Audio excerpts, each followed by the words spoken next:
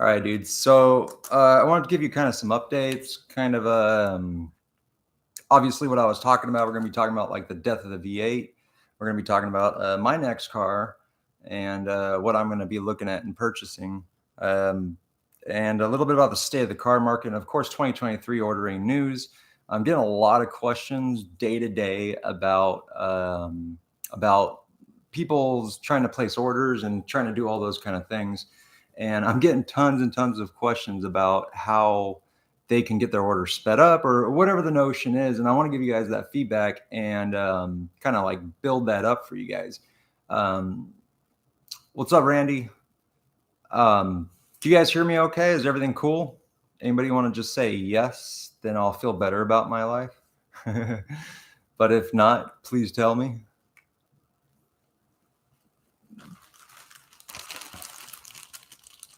Perfect. Thank you. Thanks, guys. Come here. Treat.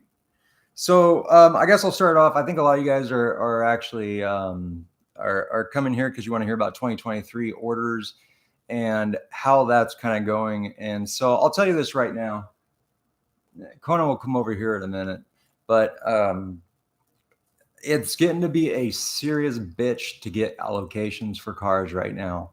I've had an order in myself for upwards of a month. I had another order for another Camaro that was up for over a month as well, and there was no allocation that was ever given to the dealer. And I'm not trying to get anything too crazy. Currently, I have an order in for a 2SS1LE, red hot, and it does have a sunroof. I know some of you guys are going to be, against that, but whatever. That's what I want. And nothing's happening with it. My dealer told me, "Oh yeah, we'll get it in 4 and 5 months," but nothing's moving. So, what up, Daddy? LS1 Monster, what's cracking, bro? You disappeared on us since you got a girlfriend. I just want to bring up that point. And if you guys have orders in and you have questions about those, go ahead and put them down in the comments. I'm going to come back to the comments and definitely hit you guys up and stuff, and kind of give you input about that a little bit. Let me get you up a little bit. What's up, Gone60? Dude, I just got done watching you. I enjoyed your live stream, man. So thank you. Jared, what's cracking, brother? Go check out Gone in 60. He's like here in the chat. He's kind of in the same position I am with trying to find a new car and trying to look over, what he's trying to do. What up, Queen? And it's a serious pain in the ass. So I've had my order in with the dealer. I put $1,000 deposit, and it's sitting. So every single day you could check on your order. So what you do is you basically go to Chevrolet.com, and when you do that, you're going to pull up a little chat box on the bottom right. And if your dealer should have given you an order number when you placed it, right? And I'm going to give you guys a little bit more info here as we go. So what you do is you jump on this chat. It's going to be really hard to see because the way screens work and stuff like that. But this is my chat with Chevy. So you can see I started this back in May. And every day it's like Groundhog's Day. I hit them up and you have to say hi. They force you to say hi to start the conversation, I swear to God.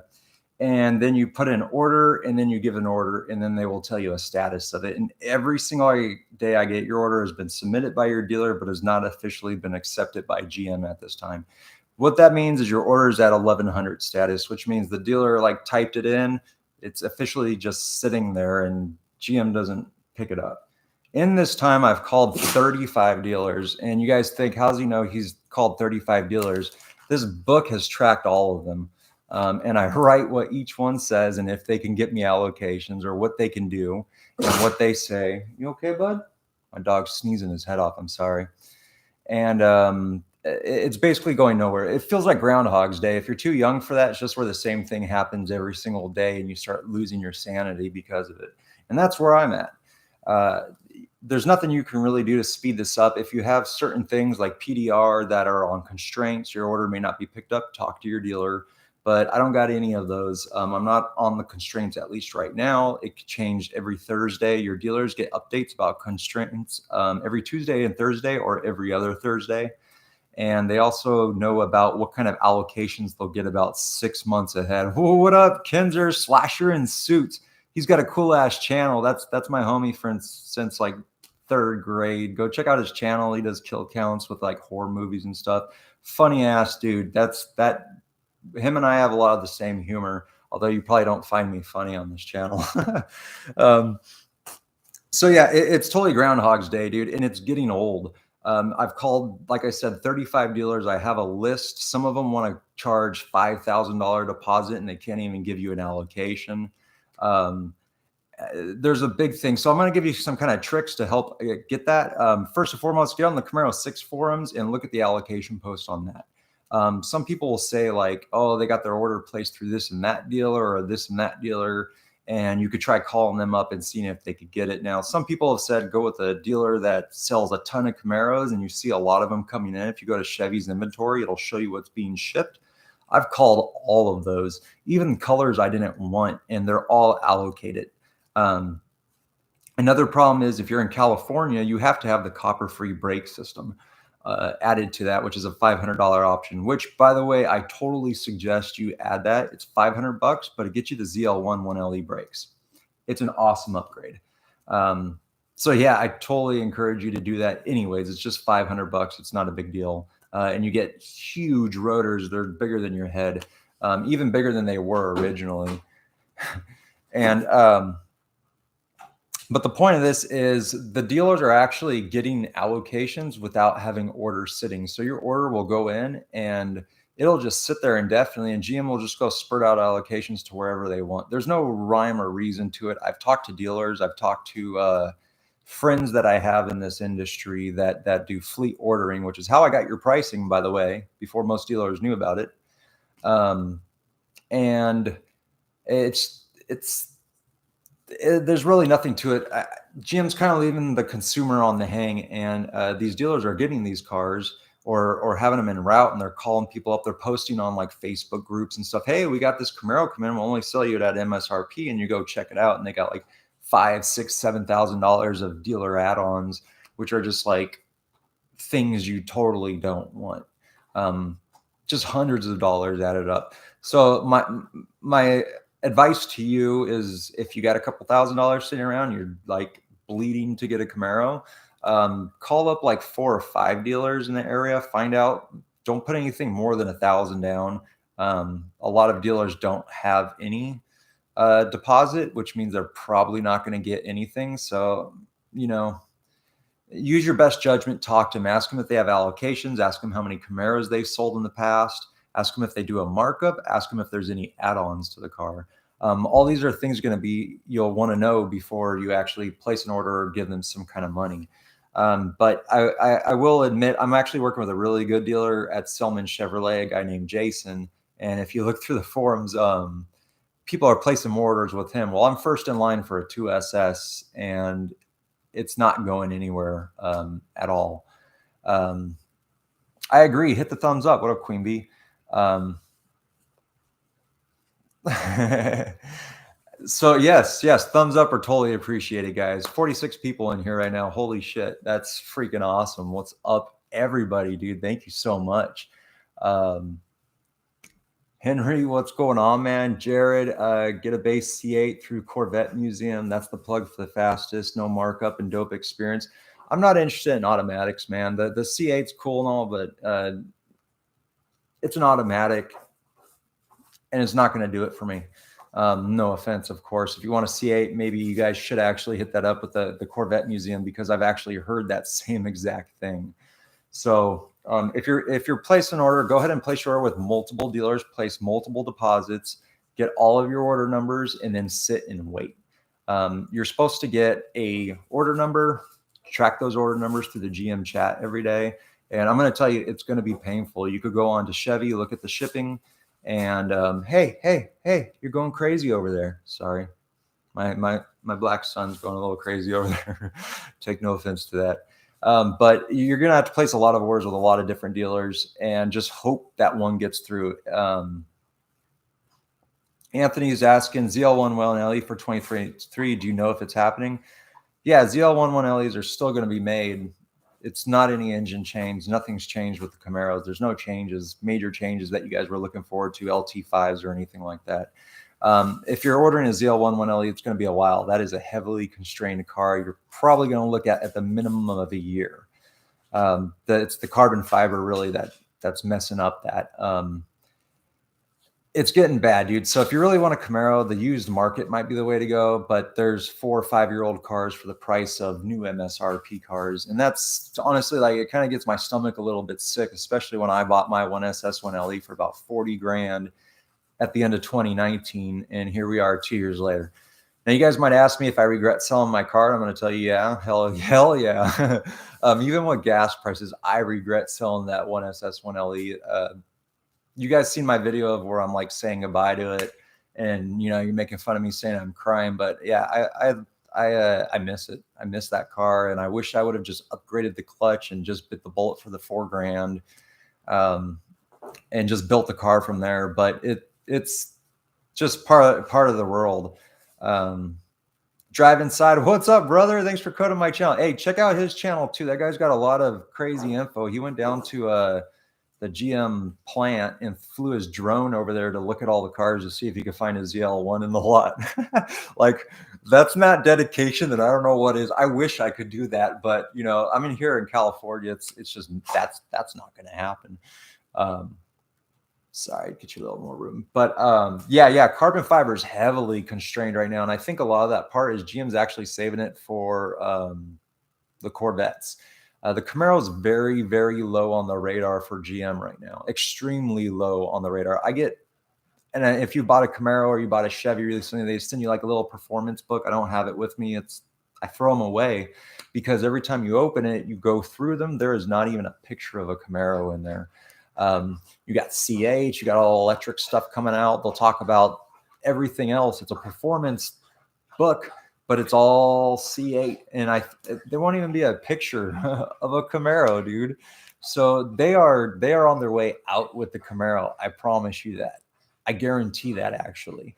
We've heard the rumors it's 2024 is going to be the end. We don't have confirmation from GM. They have never actually said we are killing the Camaro in 2024, but I would say the rumors are actually providing true for that. And if you want a Camaro before they're gone, place your order now. Place your order now. If you say you're going to do it in a few months, it's going to sit for a few months.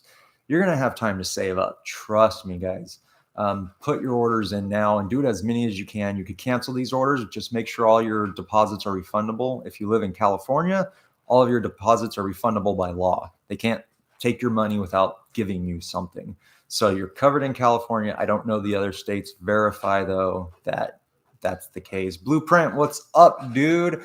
Blueprint 1LE is another Camaro homie. He has a very good channel too. He's taken over the Camaro content while I'm trying to find a car.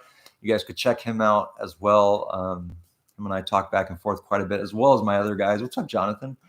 You won't regret it when you get the 2SS. Adam, I agree. I want it. My soul wants it. Right now I'm driving my mom's CRV. Totally, it doesn't stand for Cody's race vehicle. It's a Honda mom car. It's pretty horrible. It's a 1.5 turbo. I looked at modifying the air intake box so I get more turbo noises, but at the end of the day, it's not my car. I don't want to mess with it. So yeah, get all your orders in that you can. It's really hard to get cars. You'll hear people say, oh, you have to search nationwide and try to buy them. Guys, I've searched nationwide. And again, if you're out of California, you have to have the copper-free brake system.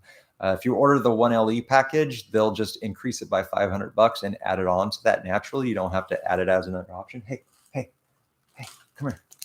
I'm trying to get these treats. Come on, up. Come on up. Come on, get up here. Nobody wants to listen to me, even Kona.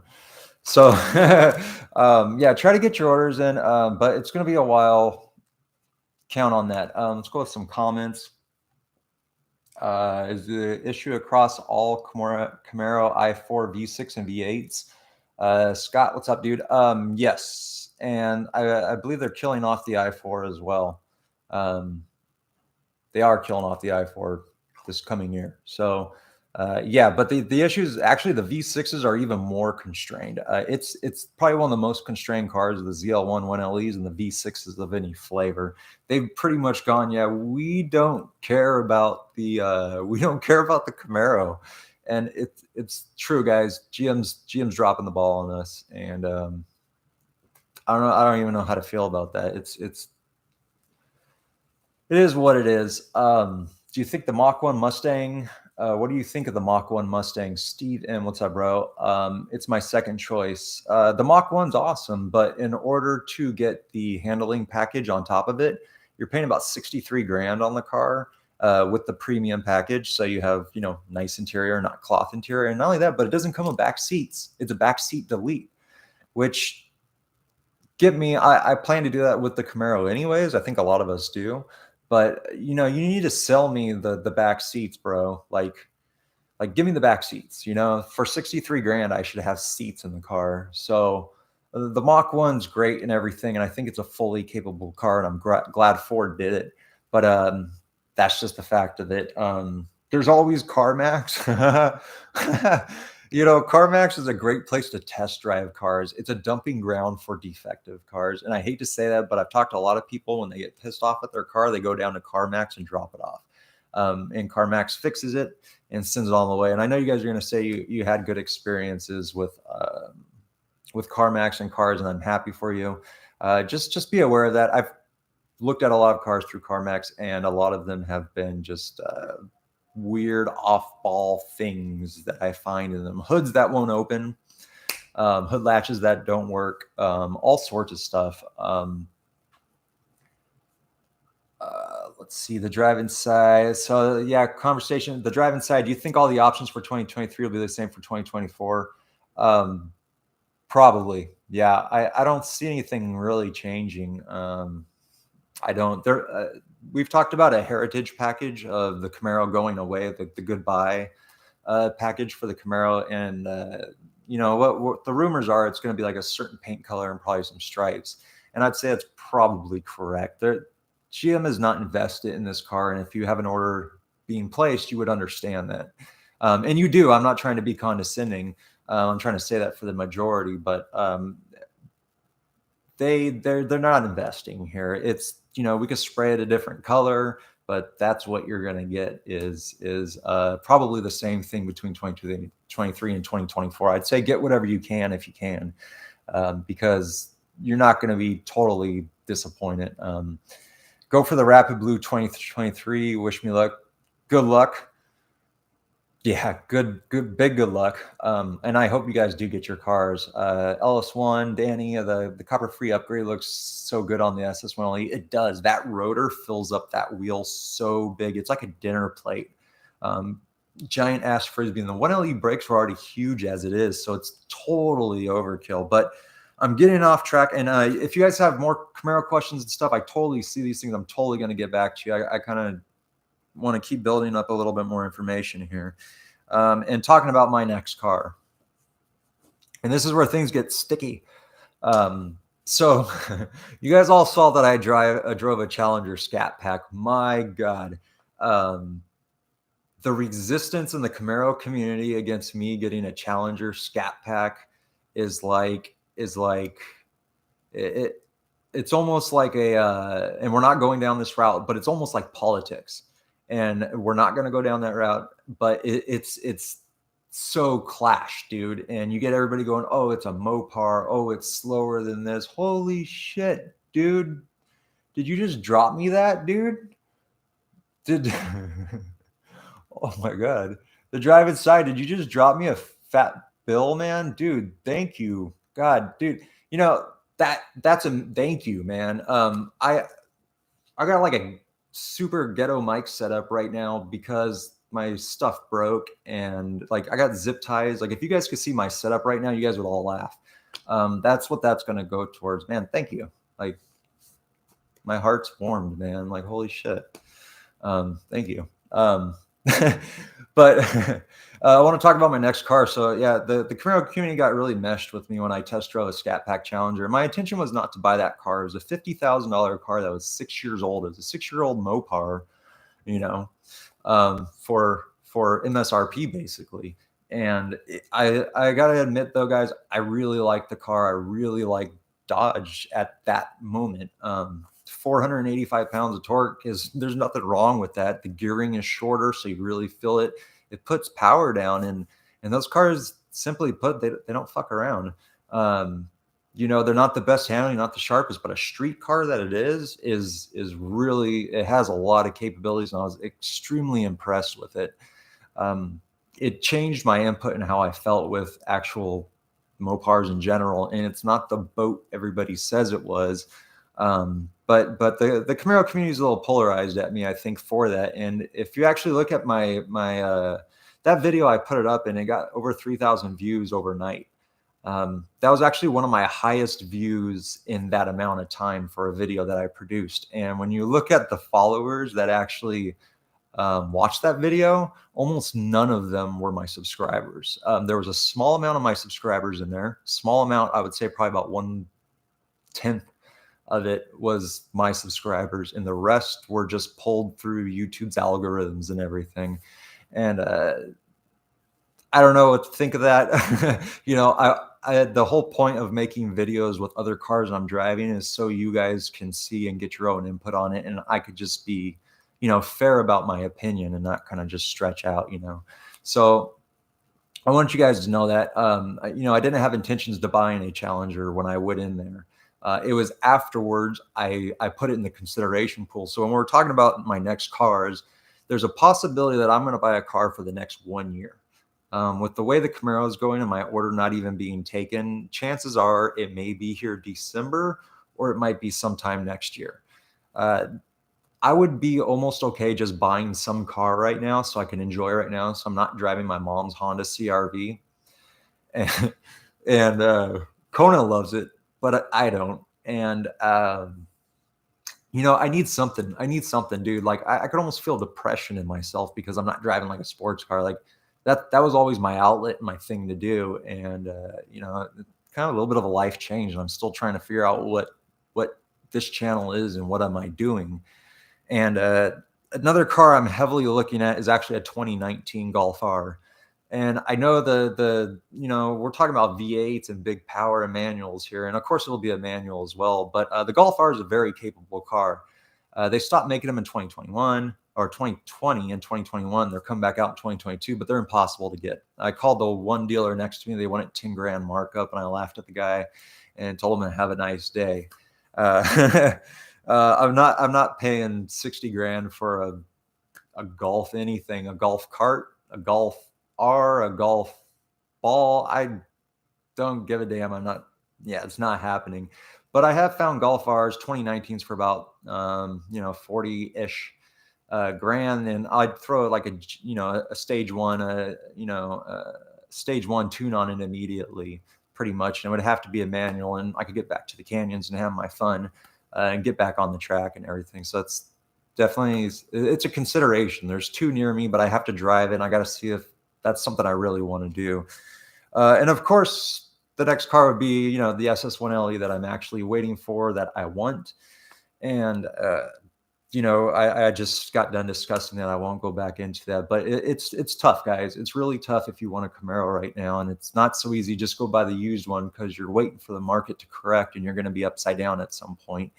And I'm going to be dropping like a shitload of money on this, like 20 grand as my down deposit to get my payments where I want. And I don't want that to get eaten up too fast, And if it does, whatever. But, money's a factor in life, right? So those are kind of the cars I'm looking at. I've been looking at wide body scat packs is actually what I would want to get, but I want the shaker, I want a sunroof. I want it all. And this market's proving to be very difficult for that. I'm going to go with comments a little bit.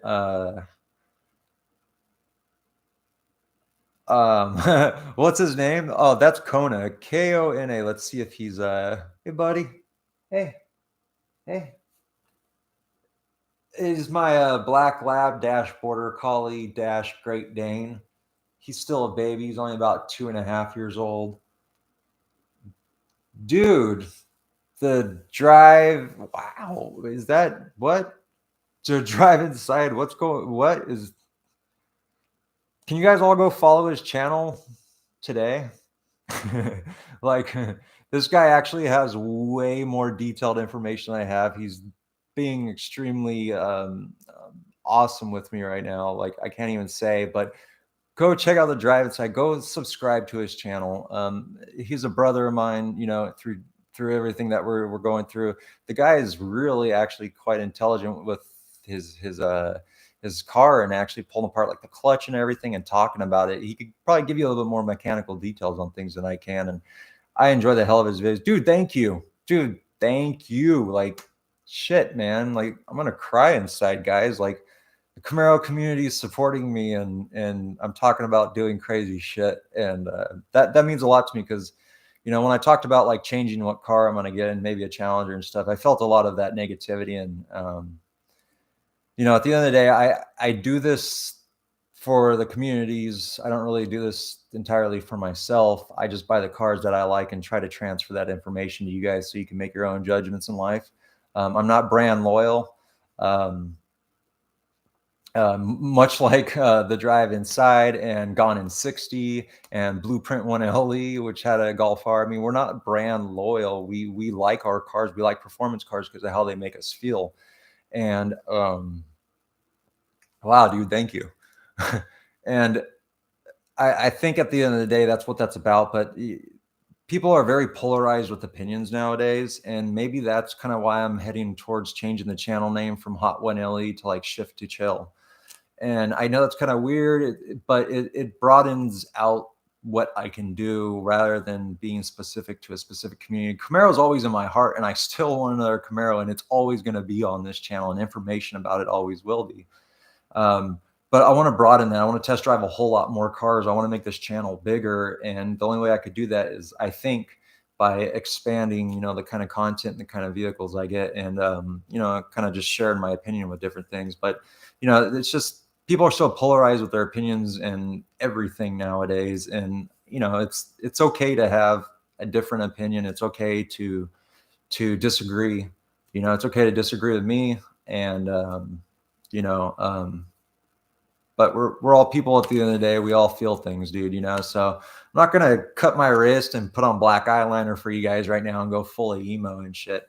But um, uh, let's go a little bit further with some a little bit more comments, and keep throwing comments, guys, down, because you know I appreciate this.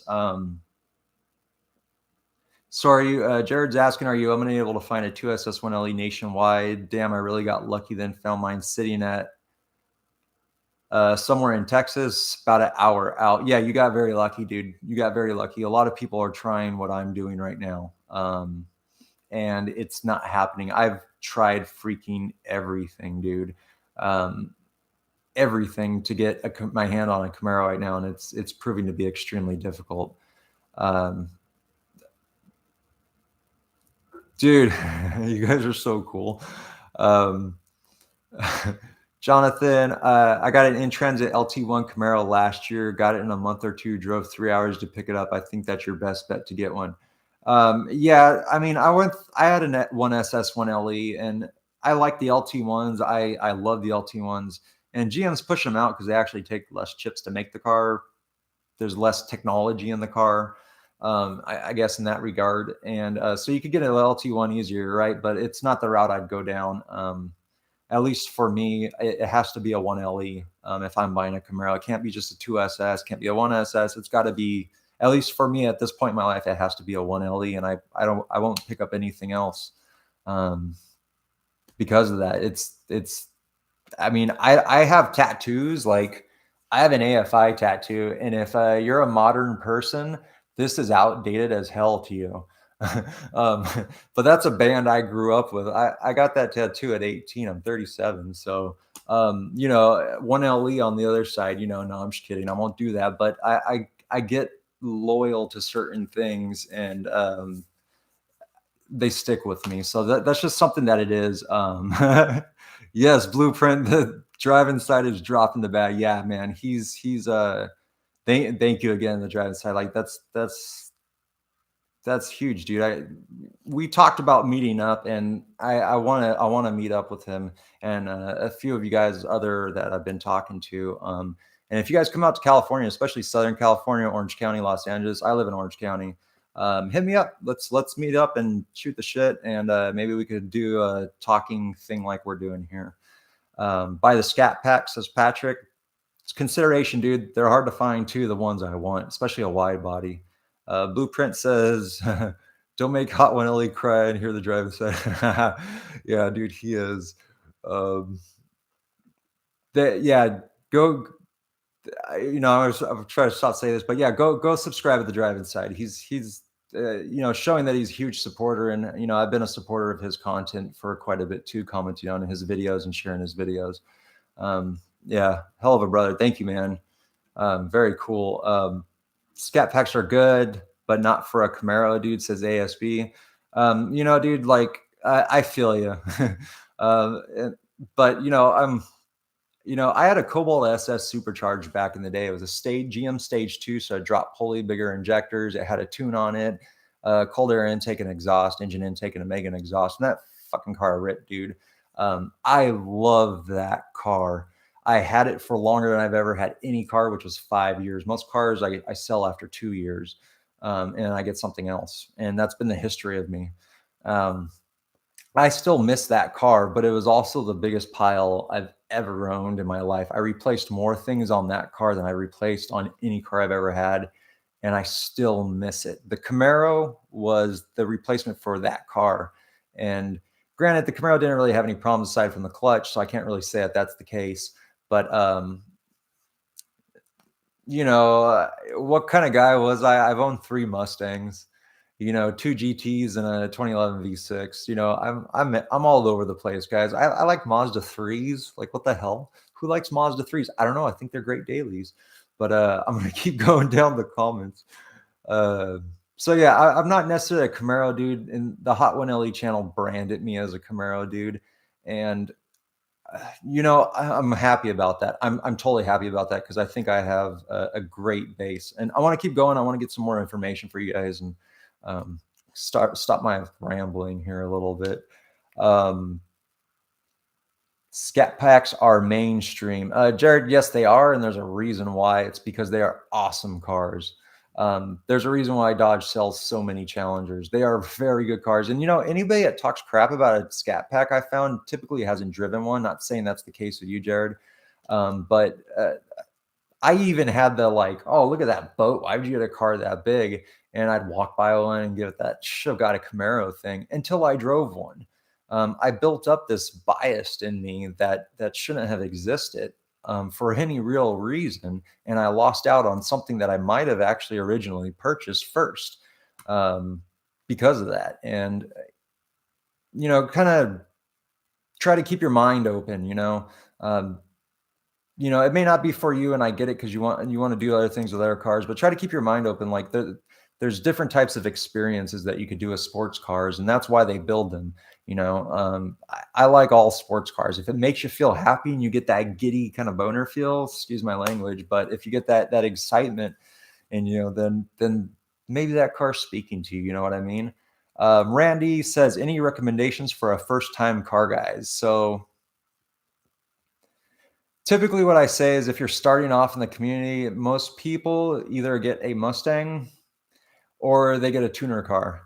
And as far as tuner cars go, the GR86s are cool, or even the BRZs. There's a lot of options, but get something you can afford. Usually if they're starting off in the car community, they don't have a lot of money, like how I did. I got an SRT4, a Dodge SRT4 back in the day. And this is going to bleed off into another video I have coming up very soon, which you guys might be interested. I completely ruined my finances at one time, kind of because of sports cars, not entirely, but I have a crazy history throughout my life, and I don't want to get too much into that right now. Like at 18 years old, I was sleeping in a car for months on end behind a Fedco. And it sucked balls. And most of my life, I was pretty, or most of my adult life, after 18, I was pretty broke. And I think I made some bad decisions, and some of those were just dealt to me. Because at 18, I didn't have a place to live anymore. So I slept in a Ford Ranger, And I love Ford Rangers because of that, even though they're the worst things to sleep in for a 6'4" guy. But I don't want to get into that too much right now. All right, so yeah, first time car, go check out the tuner cars, dude. Find something affordable. Find something that you relatively easy to work on. Even like a WRX is a good first time car. Something with a four banger, maybe a turbo, maybe not a turbo. I love turbo noises, but just something you can afford, man. And that's going to teach you how to drive. And then you could teach yourself how to mod and kind of build up like that. You want to find a car you could tinker with that's not going to be $60,000 or $50,000. You want to tinker with cars a little bit before you jump into like the big cost, where if you break something, it's getting expensive. If it's only a couple $100 to fix it, then by all means. I once installed a sway bar rack into my Cobalt SS, which was my first entry car, and I over torqued it on the control arms. I over torqued the tie rods onto the spindle, right?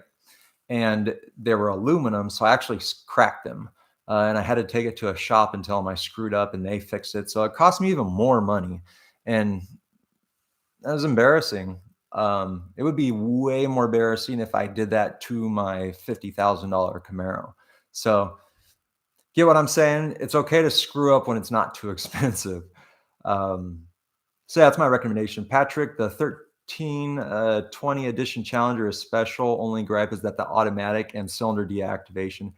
Yeah, my buddy actually just bought with my recommendation, he bought a Scat Pack with the shaker hood. I posted a picture on my IG. I don't know if you guys follow my IG, but I post shit all there all the time. And cars my buddies get, and he got a badass Challenger, but it is an automatic. He does have that cylinder deactivation, which I wouldn't care for. But right now, our gas stations with gas prices, I think he's liking it. So I want to kind of like keep going on a little bit, and this is going to be where we're going to hit the death of the V8 and the rise of the battery. Not the electric car, but the battery, because electric motors have been around for a very long time. It's not a new technology, but how we're implementing it at the power levels we are requires batteries that can do things that they weren't able to do before. An electric motor, like a brushless electric motor, isn't like the biggest deal in history, guys. Slapping it on, like we all bought electric cars. I remember driving around this Traxxas electric car, is red, when I was a kid, driving around the street. And my dad had a Camaro at the time, a red Camaro. So I thought this Traxxas was like my Camaro. And this is just a little RC car. It was like that big, I don't even know. It was probably like 10. And I thought to myself, why can't they do this with cars? Because this thing hauls ass. This thing hauls ass, dude. Look at this thing. Why can't they just do this bigger with cars? Well, they could. Battery technology wasn't there, and really the drive from the market just wasn't even there. Gas was relatively cheap. Nobody really cared. They tried to make electric vehicles back in the 70s. If you look at GM and stuff like that, they actually had electric vehicles. Henry Ford, yes, we're going way freaking back to the assembly line days. He created a hemp vehicle, and I'm not trying to come out hippie stoner on you guys, but he created a hemp cellulose car where all the body panels were made out of hemp cellulose, which is basically like a plastic metal, but he hit it with a bat. There was no dents on it. It was stronger than plastic, stronger and more resilient than metal, and it ran on hemp biofuel. He saw that as the future. He got hit up by executives, and that car died very quickly. There was a guy that actually created a car that ran on water at one time, and it's something they wanted to put in production, and that quickly got axed as well. People were trying to innovate past the gas engine and past oil, because they all knew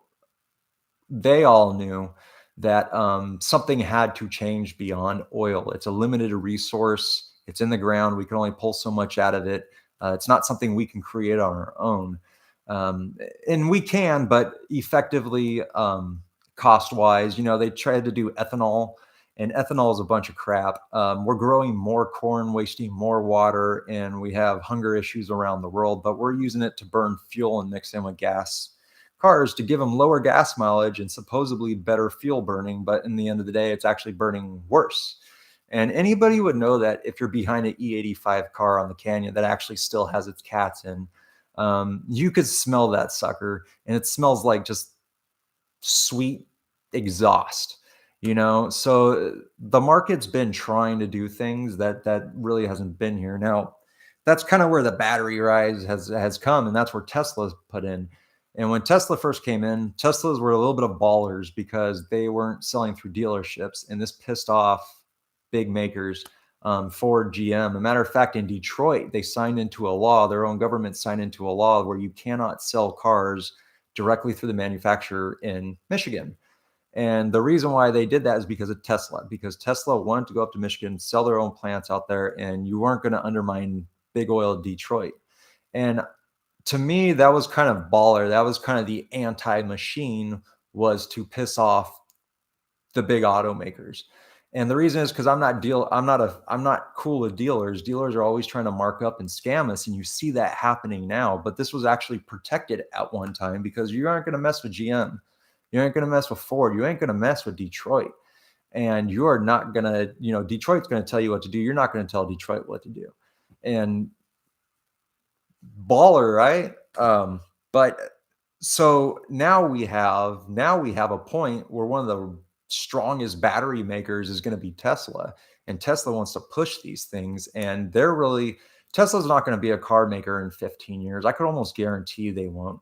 They're going to be a battery maker, and they've always said this. They're going to make batteries. So the enemy is not Tesla. The enemy is not electric cars. Really, everybody should have options. And when you kind of go back and forth, which one's better for the environment or whatever, they're both crap. Cars are crap for the environment.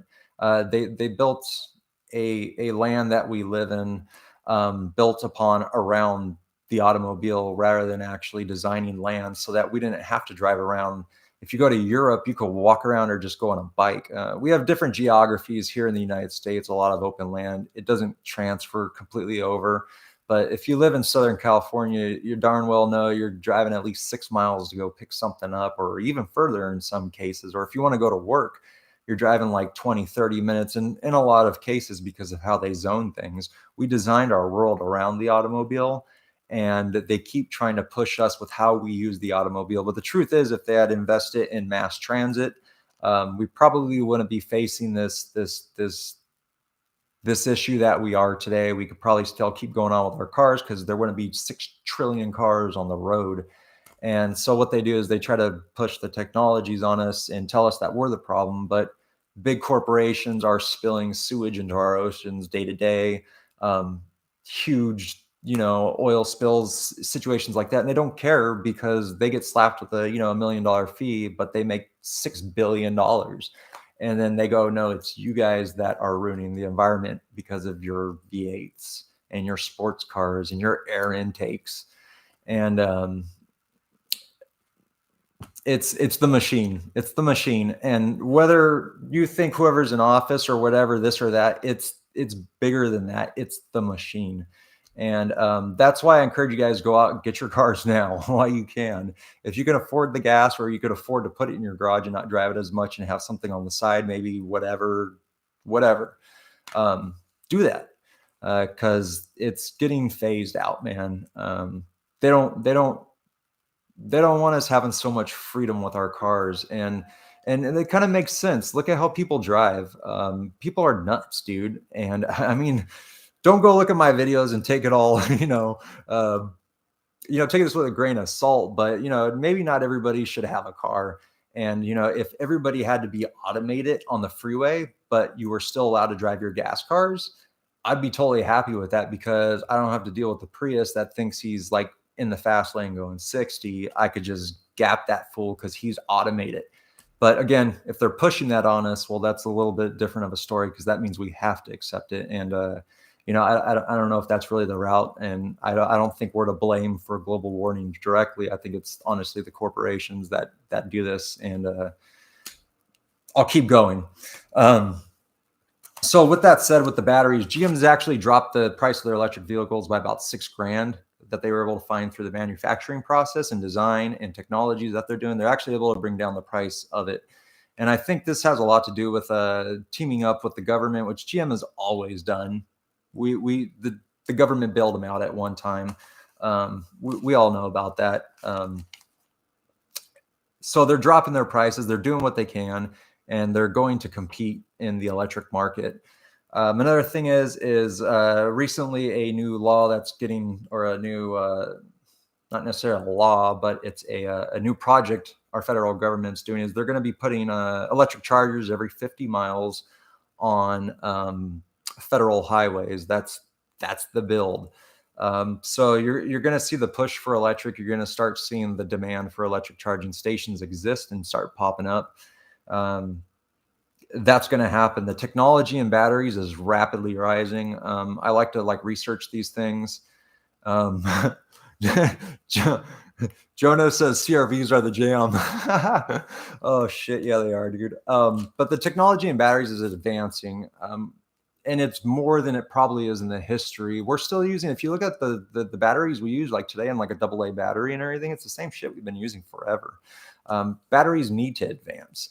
I guess it's going to be cars that do this, and the technologies that we do. You know, we have lithium ion batteries that are in our phones and things, and we see how those burn at crazy rates. Well, they're going to make them safer. They're going to make them better. They're going to make them last longer and get cheaper. And that's probably a cool thing moving into the future, considering how many electronics and things we have. But that's happening. Another thing is basically innovation drives the market. And you guys are going to disagree with me a little bit on this, but oil industries, GM, everybody is like that, has really wanted to make sure people stay on big oil. And if depending on how old you are, you may or may not remember, or may not have remember reading about like the gas crunch in the 70s, where you had to have like a certain digit on your license plate to be able to go get gas every other day. And there was like no oil. The prices were skyrocketing. It was called the big gas crunch, right? And my parents remembered it. I don't. I wasn't even born.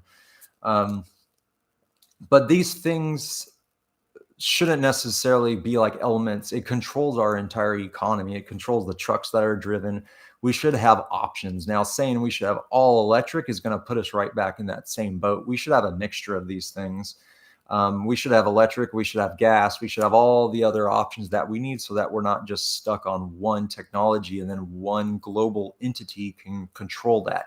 That's where you get into a monopoly, and that's where you start being able to control the entire country with just this one thing. So we should have a lot of options. And this is why I say kind of hold on to your gas cars, because, well, one, they're proven technology that's relatively reliable for the most part, but because we are going to need a mix of that. And you don't know what's going to happen with the electric grids. And people say, oh, the grid's not going to be able to handle it. It'll be able to handle it eventually. When we were riding around in horses and people said, hey, cars are coming out, and there was a huge boom in cars and Model Ts, they didn't even have laws back then. There was the first drunk driver reported in a Model T hit somebody and flew out of his car. And you can look this up. And then they made the laws so you can't drive drunk. They didn't even have streets. Like, it was dirt roads.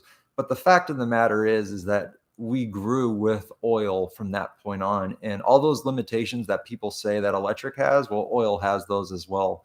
And it's going to be all ass backwards all over the place. It's what they give us. We're just the consumer at the end of the day, but how you purchase and how you spend your money is what's going to drive that innovation.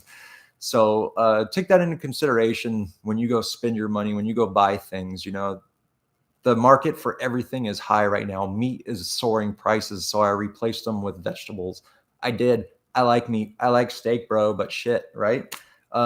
You know, cookies are like $5 when they were like $2 before. You don't need cookies. Don't buy them. Force them to drive that price down, you know? We have the control, but, you know, there's only 61 people on here, which is fucking badass. But, you know, and me saying this is just spouting ideas. Not all you guys are going to listen to me, you know, and that's fine. But, you know, it's something to think about with how the car market's kind of going, and just the market in general. I'm going to kind of keep going a little bit. And that's going to bring us to the state of the car market right now and where we're at. Whew. Damn. You guys ever get sick of me talking? All right. I don't get sick of talking. You could ask my ex-girlfriend if I ever get sick of talking. I don't get sick of talking. I'm gonna kind of go a little bit with comments here. Scat 430 horsepower stock on dyno. Yeah, that's a lot of power to be putting down, especially for a heavy car. But that's a lot of power. Um, Biggie, go with your gut, man. The channel will be what it is when you're in the zone, dude. I appreciate that. Yeah, man. Thank you. That I love hearing stuff like that. Adam, I'll give you a sweet deal on my 99 4Runner, dude. I bet you will. Oh man, I saw one for like 350,000 miles on it, and the guy still wanted like 25 grand for it. I was just like, what? Yeah. Blueprint, scats are nice to the SS1LE punch way above its weight class versus what the scat will ever do. They're different cars. They're not comparable, except for the fact that they both got V8s and they're manual transmissions, and they have a heritage that used to compete. I think the Camaro is all around a better car because you could track it, you could straight line it, you could do whatever you want with it, where the Challenger is a little bit of a one ride a horse. But I've seen, the wide body scats actually handle quite well on a track. They're not going to kill a 1LE on the track, but guys, I've seen Miatas eat up really expensive cars. It's the driver, and we all like to talk specs because that's what the car manufacturers spit at us. But I could guarantee you, not one of us can drive as fast as Randy Post on the track. And I know for a fact I can't. I'm like 10 seconds ahead of him on Streets of Willow, or 10 seconds behind him on Streets of Willow. The dude's a machine, and not a single person I know can even get like relatively close. Even the guys that I knew, like, been driving their 1LEs and are beasts, and they go get ZL1s, those dudes couldn't even pull off Randy Pope's time. So get more time behind your car, whatever the hell it is. My buddy used to smash in his beat ass 99 Honda Civic. Sorry guys if you have one, but he would kill like GT3s in the canyons, and I've seen it for myself. And I've been in the car, and it was scary as all hell. It's not something I want to do, but be a good driver, and you could drive whatever the hell you want. Randy Popes actually drives, I think, a 4-cylinder 1LE for his daily driver. He thinks it's capable of enough, but it's go out there, get a little drive time. So yeah, kind of going with the state of the car market, and this kind of bleed off of Camaros too, is supply issues, price gouging, allocations, and used cars going for MSRP prices. So we all know supply chain issues. I'm not going to really get into that, but what that's actually bleeding on to is the price gouging going on at the dealerships. And the dealerships will tell you, we got to sell cars, we got to make our money, but they have less people working for them. They have let people go, and they have less salesmen. If you walk in the lot, there's not a million guys standing on the lot just waiting for you to walk up like it used to be at the Nissan dealers. My God, the Nissan dealers were the worst. Chevy dealers were pretty bad too, but Nissan, I think, took the cake there. They're price gouging everywhere. I hate to say don't even pay MSRP, because MSRP is a fictional price that was created to be able to start negotiation where they got the max amount of money. So even paying MSRP sucks. But now it's like, oh, if you get MSRP, you're doing a good deal, and everybody wants to pay MSRP. Well, that never existed, dude. You used to be able to get like $8 grand off of Dodges. You used to be able to get like $6 grand off of Camaros. And this was just like 2-3 years ago. You used to be able to easily get that. I walked onto a Ford dealership one time, and they had all these GTs laid out, and that's when they just got the 5.0s, right? From the 4.6s. And he goes, any car on the lot you want, $5 grand off right now. And I was like, damn, dude, this guy's aggressive, right? Of course, none of them were manual. They're all automatics, but that's how it used to be. And that tells you that they were still making enough money, the manufacturer and them, to discount $5,000 on a car and still make profits.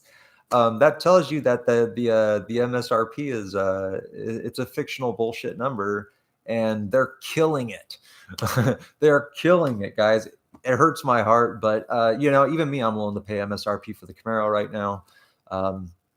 It just kind of is what it is. I'm gonna go with comments. You're a giant. Buy that Challenger from Patrick, dude. I'm a giant. I am. I'm 6'4". I actually fit really good in the Challenger. I had more room.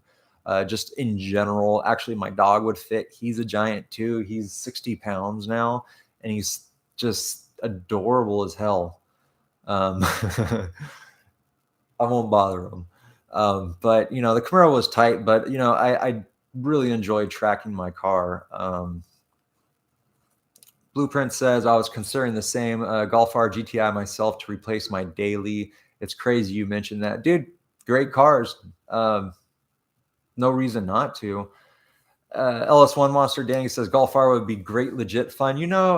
If I had brought that up to you like 2 years ago, I think you would have given me crap.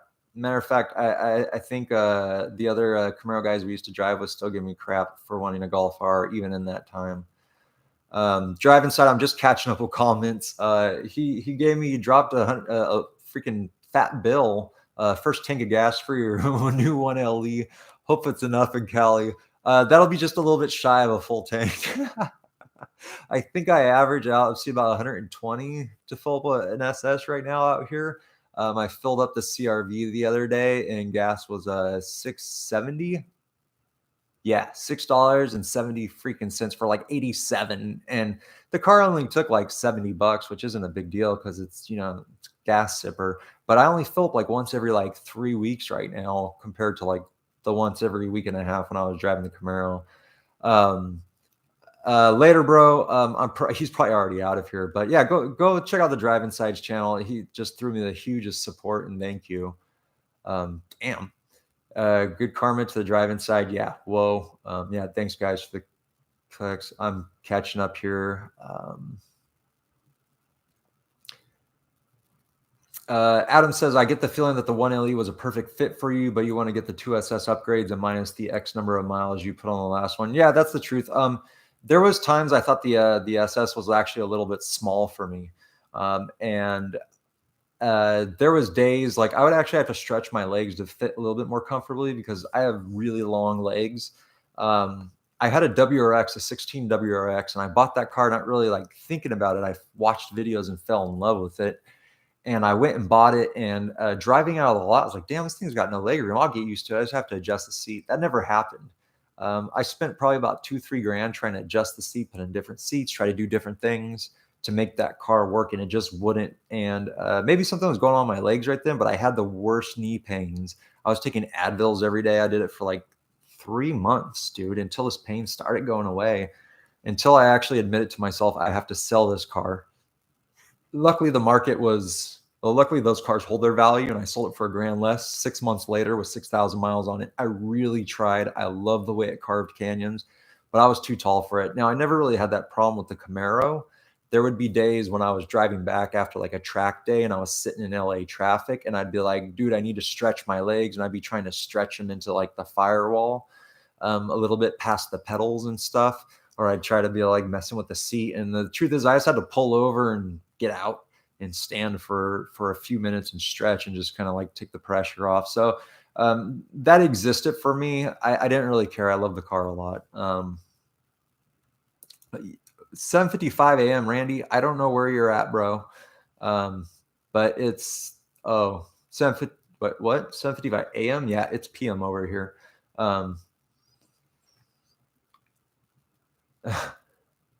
At Irvine, yes, I am in Irvine. Is the 1LE package worth it for a first-time manual sports car owner? Yes, but no. It's a lot of car. It's a lot of car, man.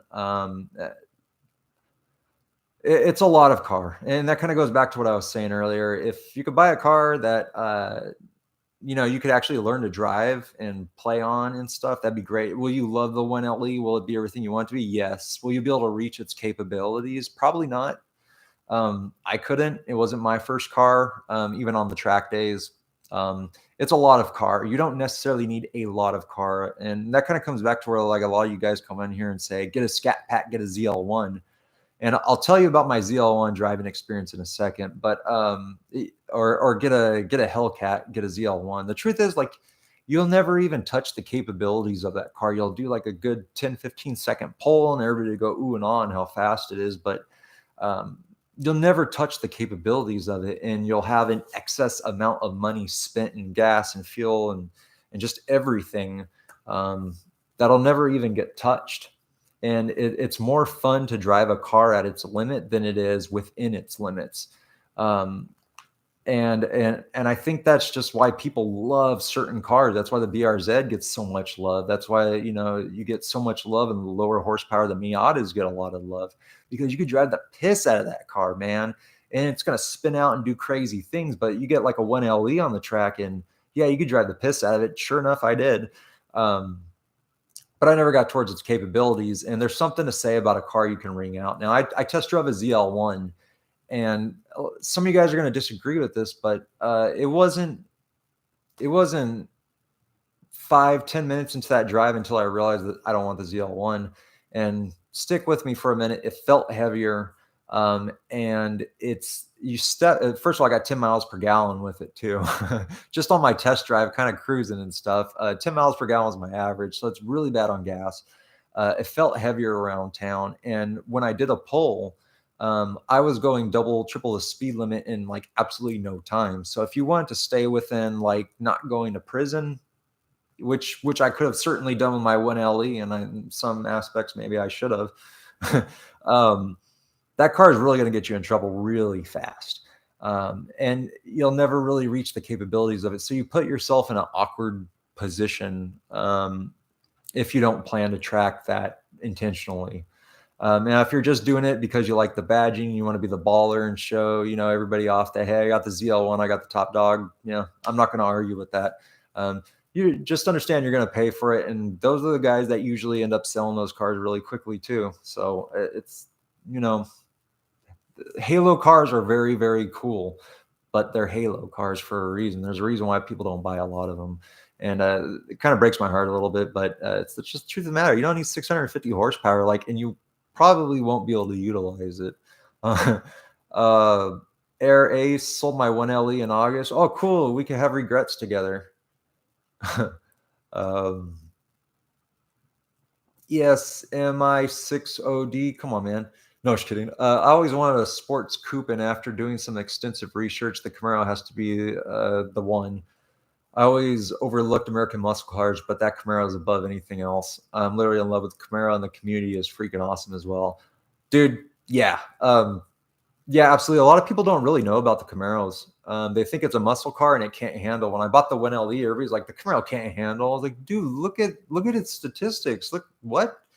And you get this from the tuner market a lot, because the tuner market, a lot of those guys hate Mustangs. Because the Mustangs are cheap, fast, fun. They'll eat up all those tune modified whatevers, and they think, oh, you just go out and just, so they think they can't handle worth of crap when the tuners are zipping around and stuff like that. And that's been really old school. That goes back to like the 90s, and probably maybe even further back. But just coming from my, life, they don't even know. A lot of people don't even know about the 1LE, and that it's a track car. It's a track car out of the box. A lot of people don't know about it, and they'll shit on it. And that's kind of the reason why I started this channel, is because I was getting that feedback from like, oh, Camaros can't handle. I was like, dude, yes, they can. It's like, look, they're like, oh, they're big and heavy though. It's like, dude, you don't feel heavy when you're 455 horsepower. It's like you don't. And I see that with the Camaro to the scat community as well. Yumi R1, yo, what's up, brother? Thanks for coming on, man. I love the Camaro since the first Transformer movies came out in 2000. Best car for your bucks is Matthew Archer. Yeah, dude, that blew up the Camaro, and Gen 5 sales skyrocketed, and then 6th Gen came out, and 6th Gen just dwindled all the way down. It's sad to say that that's what happened, but I think the 6th Gen's a lot better than the 5th Gen, but I love the 5th Gen as well. The Transformer stickers on the cars, though, I'm going to offend somebody for sure, but don't put those on your car. Did you miss the heads-up display test driving the Challenger? I didn't even recognize it. Honestly, man, the sound of the car and how it put down power with the straight line gearing, I didn't miss that. Just straight up, man. The heads-up display was cool, but there was also a lot of times I turned it off because I just didn't care. I don't care how fast I'm going. I know by the sound of the car when to shift. I don't really need the heads-up display. It's an option that's really, really cool. I'm glad they put it on a track car on the 1LE, but even on the track, I never paid attention to it because I was trying to make sure I wasn't going to crash or fall off the track. Like, I don't care how fast I was going. But I'd glance at the speedometer, and you see a $1.20 or a $1.30 here and there, and you're like, oh, cool. But I could have lived without the heads-up display. It's nice to have, but no, I didn't miss it.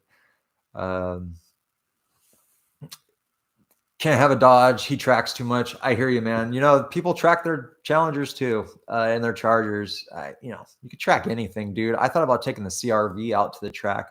My mom would probably highly disagree with it. I might crash it, blow out a tire, or blow the trans. So I decided not to do that to her car because I'm a good son, but and not the good son. If you've seen that movie, I'm not that, but yeah. So I'm selling 2022 2SC with a A10. Yeah, with a 10 speed. Yeah. Good luck with your sell, dude. You're gonna get a lot of money. You know what I'm gonna say to that? Meatball Q, what a cool name. Taking delivery my 2022 Rapid Blue 1SS 1LE, hopefully in July 3rd. Hell yeah, dude. Get that for the 4th of July. Break it in and then go spank some cars with it. I used to always take out my sports cars on the 4th of July and July 3rd, the weekend, because there would be a ton of muscles cars out and they all wanted to race. I've been doing this forever. 4th of July weekend was the weekend I'd go out and go look for street races. I've grown up a little bit out of that, and I don't really street race as much. I don't, you get a little bit of a I could fuck somebody's life up more beyond mine. Street racing in the wrong environments, but you do things certain ways and you can be safe about it. Let me kind of go through a little bit of these. I got to catch up with these comments. I'm going to kind of speed through them a little bit. So sorry. Camaro ZL1 1LE it is. Yeah, a lot of people told me, dude, get the ZL1 1LE. It's the best car ever. I don't want a ZL1 1LE as much as I don't want a ZL1, and a lot of it's the suspension. I like magnetic ride. It absorbs bumps. It could do everything. It's a universal car with the magnetic ride, which is why I truly think the SS1LE is the perfect car, perfect performance car, and street car that can do it all. The magnetic suspension sits in that, where the ZL1 1LE just has its coilovers. Like, no, I'm cool, man. It's just such overkill, and to push the capabilities of that, you'll never get close. That I don't think it'll give you that pure excitement. Somebody's going to disagree with me, and they should. But again, Halo cars, man. Yumi says, wait, I don't remember. Did you order a 2022 Camaro SS1 or 2023? I have a 2023 on order. There, if you have an order in right now, it's going to be a 2023. They're not taking 2022s anymore, and they should be building the 2023s starting at the end of this month. Now, originally it was supposed to be June 17th. I think it got pushed off another week, so they're going to start production of the 2023s, but they had some 2022s lingering. So if you're putting an order right now, it's a 2023. If you go to your dealer, they might not be able to tell you pricing. Go watch my pricing video. Just look at my videos. I have the real pricing. It's not cap. It came from a GM employee, I promise. That's the prices of the cars that they're going to be. So again, I think it's like 1,800 on an SS and like close to $4,000 for a ZL1. That's going up over previous years. But watch that video. So if you place an order with them, they may not be able to tell you pricing. Just agree with MSRP pricing and whatever discounts you can get or whatever it is. Just agree with like a set MSRP and no markup is really what you want to go for. Say those words, make them say those words. And if they don't say it, tell them to kindly eat shit. So yeah, I got a 2023, hopefully coming one day if they ever pick up my order. Hold out for a 1LE as long as holding on to, LS1 says, and by the way, LS1 Monster, if you guys watch my videos with the Shock 1LE, and a lot of you guys have seen us in the canyons and comment to us because of him and how we drive. He has the Shock SS 1LE that I did a lot of the canyon carving videos with it, and he says he's holding on to his 1LE as long as he can. Still in love at 26K miles later. And dude, you should. Coming from a guy that sold his car, I think you should. And if you sell that, I'll probably personally kick your ass. So don't do it. And I love you, brother, by the way. I miss you. I still got to meet your new significant other. I'm happy for you, man. I'm a lonely soul over here. This is my significant other. And pretty sexy, huh? Okay. um, cool. You're dropping some good info. I agree with you. Thank you, Blueprint. Um, 45 likes. Yeah, looks like we got up to 51. Thank you guys for the likes. Damn. Like, I can't believe we've held like 60 people consistently in this. And I know it's kind of late. It's almost like 11 o'clock on the Eastern United States. I don't know who's on the East of the US. Apparently, people are coming in from other parts of the world as well. But yeah, damn, I'm huge. Yeah, I'm huge, bro. Try to get on an airplane with me and see how pissy I am, let alone sit in a small Japanese car for a long period of time. I get annoyed. Uh, what it costs to fill up a Camaro ZL11LE? Same thing for the SSs. I believe they have the exact same fuel tank. Danny actually would be able to probably contest without that, but in California, they're looking at about $120 to fill up a Camaro right now. And it's probably going to go up. You guys hit me with the likes. Queen Bee, thank you for motivating people and getting things up. That's really awesome of you. Thank you. How much longer do you think Scat Packs will be around for? 2024, they're killing the Challenger. So they are going to die. And that kind of brings up the death of the V8, which I touched on and left. And sorry. Ford's going to continue on with the 5.0. We all seen the next generation Mustang, or at least the spy shots and stuff like that. They're going to have a 5.0 and they're going to have a manual. So huge respect to Ford for doing that, and thank you. And for those people that can't get Camaros or whatever it is that you want, that's probably going to be the avenue we're all going to go to. Even when Camaro killed itself, I forgot what year that was originally, 2004. Somebody could tell me. But Ford kept going on, but the Camaro always pushed Ford to do better. That generation of Mustangs were kind of dogs. And especially the V6s, and it's because they didn't have to make anything better. So you might see that happening again with the Mustang, is that they're going to be just what they are, and they're not going to be as great as they could have been had they had the market competition. And that's actually why I like Dodge too, because they pushed people to make their cars faster. Dodge comes out with demons and red eyes and freaking flying banshee shit, and I cuss too much. And that pushes the other makers to do cool things with their cars. 1LE has been around forever, guys. The 1LE code has been around forever. This isn't like a Gen 6 proprietary thing or even a Gen 5 proprietary thing. You used to have to buy like a Z28, option it with certain rear, like 373 rear ends, an extra cooling package, and a few other things. And then you got the 1LE package. It wasn't like just a checkbox like we get nowadays. Automakers push each other, and competition is a very good thing. It's what drives, again, innovation and things like that. So Ford, we don't know what's going to happen with the new Mustang, but I give them props for continuing on with the manual transmission and the V8. And I hope, and this is not realistic, that GM takes a note of that and maybe comes back with it. But I'm going to tell you right now, that's not going to happen. If you were here on my last feed, last time I was live was pre-Camaro 2023 news. Everybody was asking me if the LT2 or the LT5 was going to come out, and I told everybody no.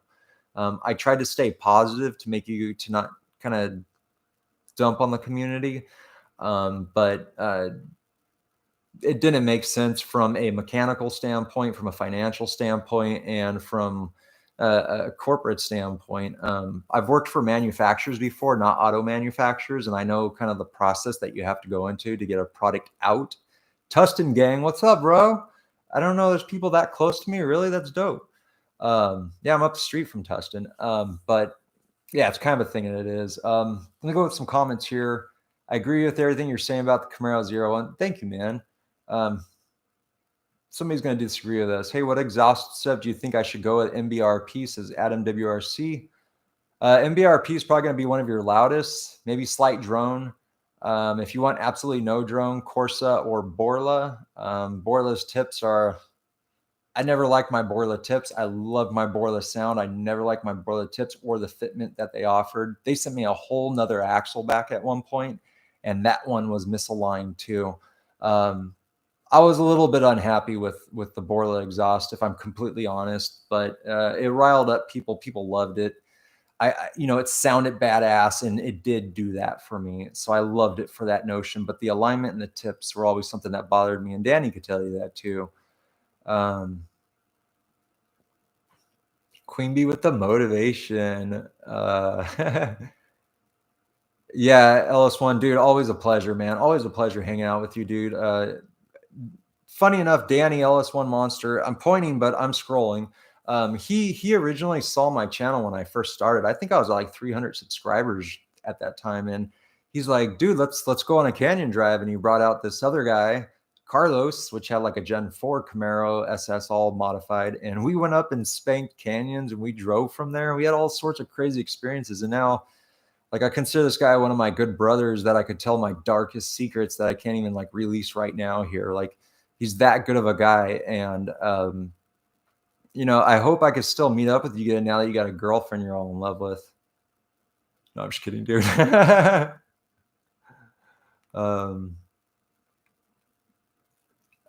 Okay, it was 117 to fill up his SS, just shy of 18 gallons for the day. So you're looking at $117 in California. Danny, that's going to be 130 by the end of August. I can almost guarantee it. Lee, oh man, I'm not going to do that name, but 23 SS1 LE orders is going to take longer to build from normal SS. Right now, there's no constraints on 1 LE orders, so I could say that no. It's probably going to take just as long as 2 SS, as long as you can actually get allocations for those cars. Yeah, if you're trying to order like a Dodge car right now, the manuals aren't on allocations for like the past like 2 years. So good luck getting a manual. And we're getting close to wrapping up here, guys. I'm gonna kind of key on little things. You've been here with me over an hour. Just let me talk. And I love every single 60 of you that have showed up in this. Yeah. 2002 was the last Camaro until 2010. Okay, thank you, Kenny. I actually graduated high school in 2002. My dad sold his 2002 Camaro, I believe it was. So that makes sense. That was the end of the Camaros. Yeah, that actually makes sense. Queen Bee, thank you, and motivating my fans. Stainless works exhaust, Edgar. That's definitely an option as well for the Camaros. I really liked Corsa. After comparing it with another buddy that had one directly. If I could go back again, I would have gotten the Corsa exhaust before I got the Borla. I just spent the little extra money. You live and you learn, right? Motivation is one of the keys to having life.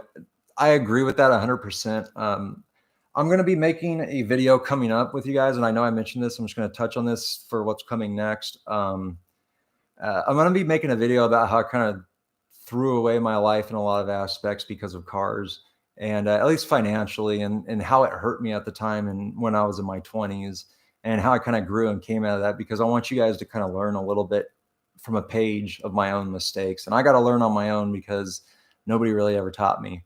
I want to transfer that down too. And I'm going to be touching on other things that are maybe like a little bit more sensitive to me, I guess. But at the end of the day, it could benefit somebody from avoiding that situation, then cool. Discord or subreddit, Cody? Says Randy. Discord or subreddit?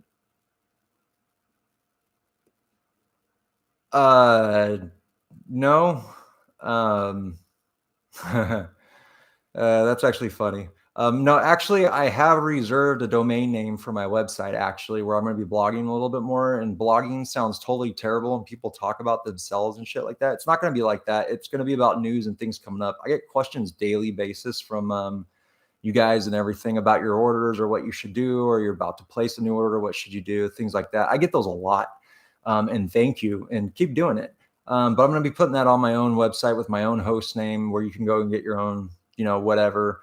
I'm definitely expanding the channel a little bit. I want to grow this a little bit. It's something I enjoy doing. It's not a job to me, even though, it's still something I have to do and, put together things like that. But what is your view on the convertible Camaro? Choo choo. If you like convertibles, I think they're badass. If you plan to track it at all, you run into a lot of problems trying to track convertibles. If you even can, a lot of tracks won't even let you track it. But if you like the convertible, I think they're badass. Yeah, by all means. And CG says, I'm about to be like you. Don't be like me. um, so I'm gonna go ahead and just like kind of close this up, guys. First of all, I've gotten over 600 followers, about 700 new followers in the past 2 months. I recognize that bump that I've got, and I just want to tell you guys all thank you so much for liking and subscribing and being part of the community and kind of building the community, and not polarizing me for trying to look at different options that I might be able to entertain. Um, I'm just a guy at the end of a camera and a microphone at the end of the day, just like you guys are just people trying to figure out what you want to drive and car enthusiast. And, at the end of the day, we're the same, we're, the consumers to the market. So thank you for not polarizing me, for trying to like expand, what I do. And, and to be honest, like a lot of you guys have been like really good friends and stuff. And, I take that to heart, maybe a little bit more than I should, but it does mean a lot to me. And you can kind of see on my channel, I'm kind of stopped saying hot one Ellie and shift to chill. That might be something I change the name to. It's kind of, and I'll get more into that in other videos and stuff like that. I won't get into that right now, but something you're going to kind of see from me is some changes, but don't expect the Camaro community out of me, and don't expect to just die out of the Camaro community, because that's not my intentions. Again, I have a lot of friends with these. If I get anything else, if I were to, I'll be racing the Camaros and the 1LEs, and I'll be putting them on tracks with the 1LEs for comparisons, the whole 9 yards. I guess I'm going to go ahead and close this up with like my last thing. And this is kind of what I'm going to say is, obviously you guys probably don't need to hear this, but the world's kind of really polarized right now. I think everybody's polarized with different opinions and how people feel about things, whether that be, politics or opinions, or how you feel about, anything. And I just want to kind of say, kind of be open a little bit to different things. Not everybody's right, not everybody's wrong. Not everything's black, not everything's white. And I don't mean that as a racial thing. I mean that as not everything is set exactly how it's supposed to be. And there isn't just like a blind point in how things are. Try to just be like open-minded to different things. And whether that be cars or, food that you try, or little dogs that you're into, because Kona is my king, man. And, just try to like accept the world a little bit more for how we are and stuff. And there's a lot of bad stuff going on. There's a lot of good too, and just try to stay happy, try to keep your head up, try not to focus too much on social media all the time. Try not to worry about the likes and the Facebook post, and, go out and enjoy yourself, go out and enjoy your life as much as you can. And, shit ends really, really fast, man. I miss my dad a lot, and he died 6 years ago. And him and I had very different opinions about things, extremely different opinions about things. And I never let that get between us, and he didn't let that get between us, but that happens, man. So try to live a happy life and try to do good things with yourself, whatever the hell it is. Try to thumbs up the guy in the slower car. You know what I mean? When you gap that fool, give him a thumbs up, make him feel good about it. When I got eaten up by a twin turbo, I got eaten up by a twin turbo, a Viper in my Camaro. The dude thumbs me up. So, I didn't feel like such a broke ass at the end of the day. But yeah, guys, and Queen Bee saying she's got to get back to her painting. Get back to your painting. Yeah, do that stuff. And quick opinion on the new Supra, get it with the manual, or the manual if you can. But I got to wrap this up, guys. I got to actually get back to studying for some things that I'm doing right now. Choo, thanks for the information. You have a good rest of the day, and love your videos. Thank you, man, so much. Thank you for watching and sticking around and commenting and everything you said. CG, thanks for the stream, bro. Appreciate all the news today, man. Thank you for watching, brother. Everybody's saying thank you for sharing. Thank you, guys. To lost parents, yeah, thank you, yeah. And go be happy people and do positive things with your life. And hug your parents and tell them you love them. Hug your dog, hug your sister. Just go do it. Just go. Okay, don't tell them it was because of any reason. Just go do it and just say just cuz, just go spread some positivity. And Feel love. All right, this emo shit heads out. So I love you guys. Thank you for all the support. Again, go check out the drive inside. Huge supporter. He dropped a lot on me, and that broke my heart, man. So thank you. Go check out Blueprint, Gone in 60. Um, Queen Bee, you have a blessed year as well. Thank you for all the vibes. Randy, you as well. EP, you as well. Guys, I really love you, and I hope I could do a live feed this successfully again. Uh, thank you, thank you, thank you. Yeah, until next time, be happy, people. I'll see you guys soon, okay? And new video soon. Bye. Say bye, Co. Bye, Co. There he is. All right, love you guys.